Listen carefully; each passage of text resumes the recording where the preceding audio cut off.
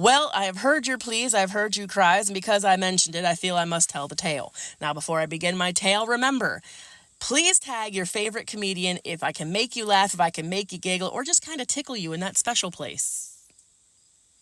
Tag your favorite comedian if I can make you laugh and make you giggle. Let's see how far I can go. So, there are 3 very important times in a teenager's life. The all-important 13th birthday party. You are officially a teen. And then there is the all-important Sweet 16. And every Sweet 16 out there dreams and hopes that the parents bankrupt the bank accounts and completely max out the credit cards to give us what we have only ever dreamt of while watching MTV My Super Sweet 16. But perhaps the most important moment in a teenager's life, the absolute of the existence, is the all-important very first all-alone overnight stay. Yes, when the parental units are away, the teens shall play. Structure, rules, all of it go right out the window.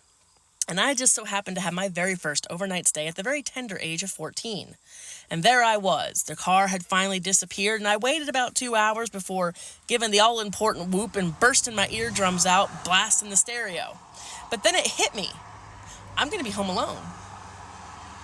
I'm going to be home alone in the dark. I'm going to be home alone in a dark, unoccupied house with just me.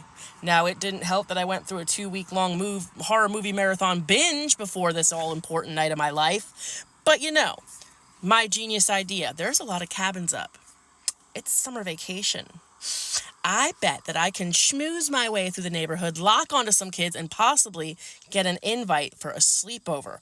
Or lie out my teeny tiny tushy and have them over for a parent-free sleepover, where the sky is the limit and the rules don't matter. So I galloped around my neighborhood and finally locked onto a group of 4 girls. And we had quite the fun afternoon. Swimming, laughing, playing, you name it. And finally, I heard the all-important sentence. Oh my God, do you want to sleep over? Ha! Ding! And yes. Now, I thought they would be sleeping at the cabin that was about half a mile to a mile away from my house. No. They actually were part of another group that had this really nice house that had this very large body of water next to it.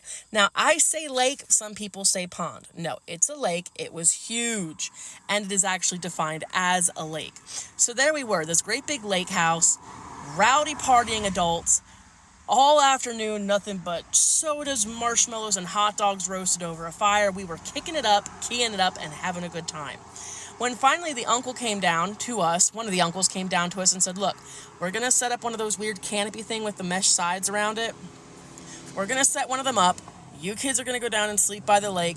The adults are going to play some games. We don't want you in the house. Oh, baby boy, uncle say less. So there we were. Save some for the rest of us there, big boy.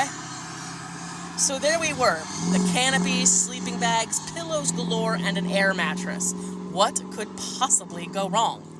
Well, we decided to move the party from inside the canopy to outside the canopy. Why shouldn't we sleep under the stars? And we're sitting out there around this little campfire we have, talking like we have no business talking. Yes, some of the songs of Missy Elliott gave us all the to talk about our situationships, like if we ever had our hands held by our crush, we wouldn't produce enough sweat to fund the water parks at Hershey Park, for frick's sake. But anyway, we're sitting around the campfire talking like we ain't got no damn business talking, when all of a sudden from behind us, this roaring scream erupted. And from the dark came somebody charging at us with a glow-in-the-dark Jason face.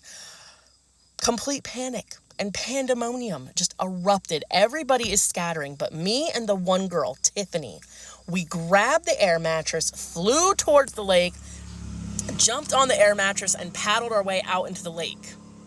Why, I don't know, because it was frickin' Jason. So there we are, soaking wet, terrified, when we realized that the air mattress must have caught on a rock. There we are, and on the SS Titanic air mattress, slowly sinking into the depths of a very dark lake. There was no moon outside. So what do? We very carefully, cautiously make our way back to shore, now dragging the deflated remains of the air mattress, and very carefully, armed with sticks, make our way to the glow of the house lights. We get up to the house, and the uncle's sitting on the porch sipping a cold one, laughing at our little wet rat-looking bodies, dragging what was remaining of the air mattress, and asked us if we had had fun yet. No, I did not have fun, and I just wanted to go home, but he told us the fun wasn't over. And then we made our way into the lake house, where in the living room there was dozens of candles set up and a Ouija board. Now, unbeknownst to us, the adults had all this planned out. For the next 2 hours of my life, between the bumping, the thumping, the lights turning on and off, and someone from a closet or somewhere in the room moaning and groaning, I was so scared I could not sleep that night. None of us could sleep that night.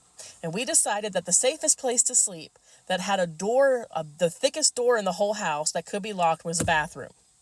So there we are. One of us slept on the floor, one slept in the tub, one slept on the sink, and one slept on this weird bench thing they had.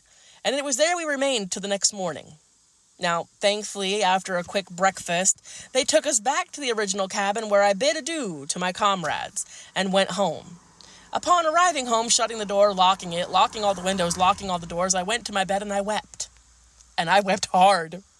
I cried so hard it wasn't even funny, because the one thing I never told any of these girls was when we hit that lake and we were already drenched, I peed. I was so scared. An air mattress on a lake in the dark with something that looks like Jason running around. Yeah, my bladder had no freaking function then. Now, seasons come and seasons go, and I didn't really get to see the girls too much over the next couple of summers because the families weren't really getting along. I guess there was fighting. But if you 4 ladies are out there and you recognize the story and you recognize this mug, give me a shout out, because we have some commemorating memories to have. I hope you enjoyed, and I hope you giggled. I still haven't giggled. I still can't watch Jason movies, and every time I see an air mattress, I get a little nauseous.